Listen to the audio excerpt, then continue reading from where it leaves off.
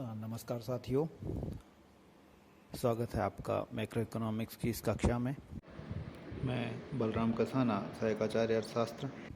आज हम चर्चा करेंगे राष्ट्रीय आय की मुख्य अवधारणाओं के बारे में। राष्ट्रीय आय क्या हो? राष्ट्रीय आय को अगर परिभाषित किया जाए तो किसी राष्ट्र का किसी निश्चित समयावधि में उत्पादित वस्तुओं और सेवाओं के बाजार मूल्यों का योग, या उस अर्थव्यवस्था में उत्पादन के सभी साधनों को प्राप्त होने वाले प्रतिफलों का अथवा आयों का समग्र अथवा योग राष्ट्रीय आय कहा जा सकता है। राष्ट्रीय आय को प्रकट करने वाली विभिन्न अवधारणाएं अर्थशास्त्र में प्रचलित हैं और आज हम एक एक करके उन सभी अवधारणाओं के बारे में विस्तार से चर्चा करेंगे।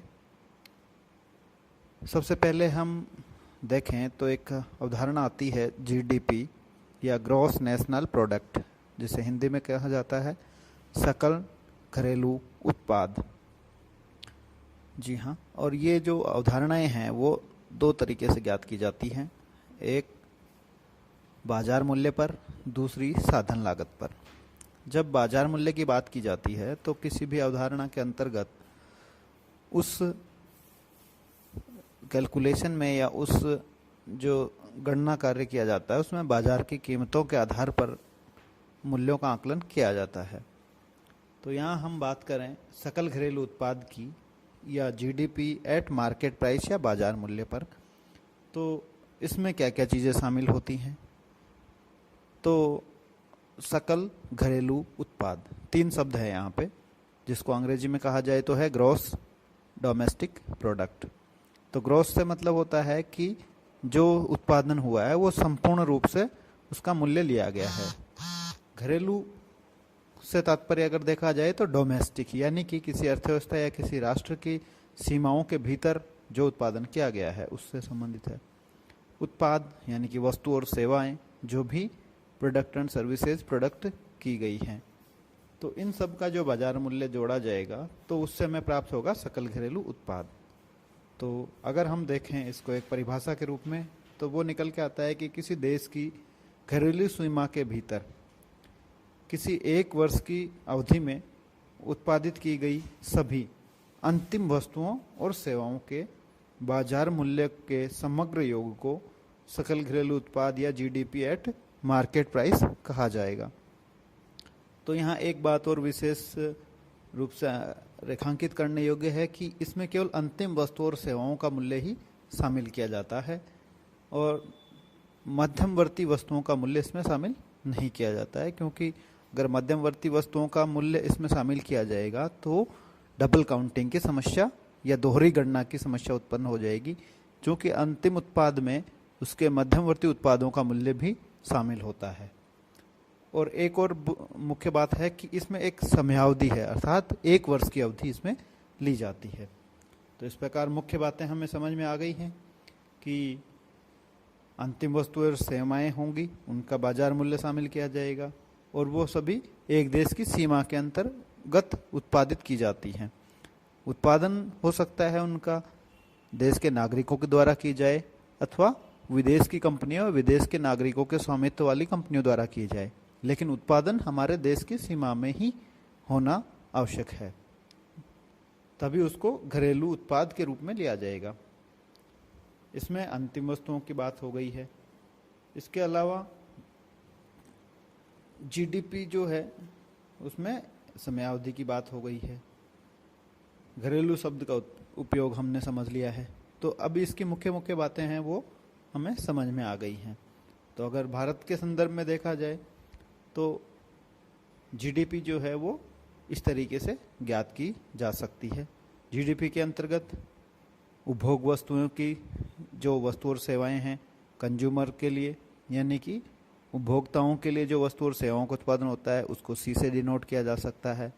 इन्वेस्टमेंट के लिए जो वस्तु और सेवाएं उत्पादित की जाती है उनको हम आई से डिनोट कर सकते हैं। इसके अलावा गवर्नमेंट सेक्टर के द्वारा उपभोग के लिए और इन्वेस्टमेंट दोनों कार्य किए जाते हैं, तो उनके लिए जी यानी कि गवर्नमेंट एक्सपेंडिचर के रूप में। और एक अन्य क्षेत्र जो है एक्सपोर्ट माइनस इंपोर्ट, यानी कि जितना हमने एक्सपोर्ट किया है हमारे उत्पादन में से और दूसरे देशों के उत्पादन में से जितना हमने इंपोर्ट किया है, उन दोनों का जो नेट अंतर होगा एक्सपोर्ट माइनस इंपोर्ट।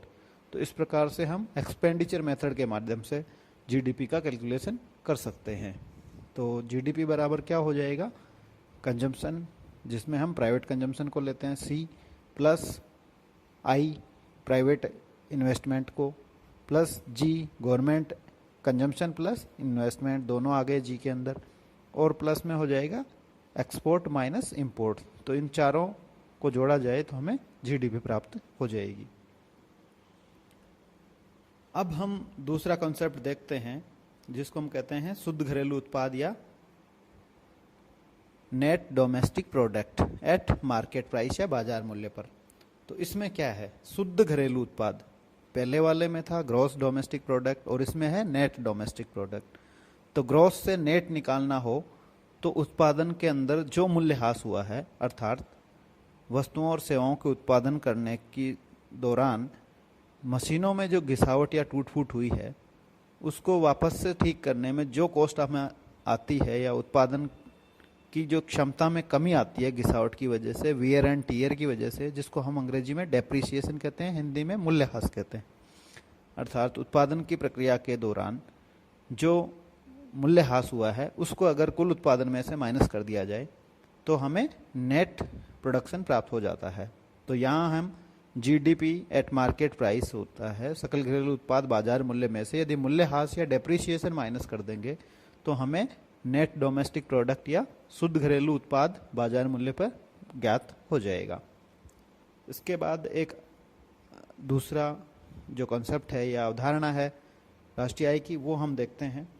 वो है सकल राष्ट्रीय उत्पाद या जीएनपी बाजार मूल्य पर। तो यहाँ हम बात कर रहे हैं ग्रॉस नेशनल प्रोडक्ट की, कर रहे थे, अब यहाँ वर्ड आ गया है नेशनल। तो इसमें क्या अंतर होता है वो हम देखते हैं। इसके अंतर्गत क्या शामिल होता है कि किसी देश के नागरिकों अथवा निवासियों द्वारा एक वर्ष की अवधि में उत्पादित अंतिम वस्तु और सेवाओं के बाजार मूल्यों के योग को सकल राष्ट्रीय उत्पाद या जीएनपी एट मार्केट प्राइस कहा जाता है। इसे ज्ञात करने के लिए क्या करना पड़ता है, बाजार मूल्य पर सकल घरेलू उत्पाद, जो कि हमने पहला कॉन्सेप्ट देखा है, उसमें विदेशों से शुद्ध साधन आय को जोड़ दिया जाता है। अर्थात इसके लिए क्या किया जाता है कि जीडीपी में से हमारे देश में विदेश की स्वामित्व वाली कंपनियों के द्वारा उत्पादित वस्तुओं और सेवाओं के मूल्य को माइनस करेंगे और हमारे देश के नागरिकों के स्वामित्व वाली कंपनियां जो कि विदेशों में प्रोडक्शन कर रही हैं, उनके द्वारा उत्पादित वस्तुओं और सेवाओं के मूल्य को जोड़ देंगे।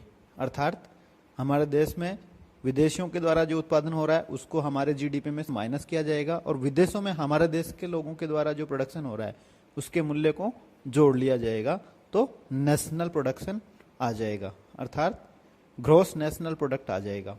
तो विदेशों से शुद्ध साधन आय का मतलब हो गया कि हमारे साधन जो विदेश में लग रहे हैं वो कितना कमा के हमारे देश में ला रहे हैं और विदेशों के साधन हमारे देश में काम करके कितना वहाँ उनके देश में कमा के ले जा रहे हैं। तो इनका जो नेट होगा, इनका जो अंतर होगा, शुद्ध अंतर भारत के पक्ष में, उसको हम जीडीपी में जोड़ लेंगे। तो इस प्रकार से जीएनपी आपका या जीएनपी जो है वो ज्ञात हो जाएगा। तो इस कॉन्सेप्ट को डिटेल में चर्चा करेंगे अगले वीडियो में। धन्यवाद।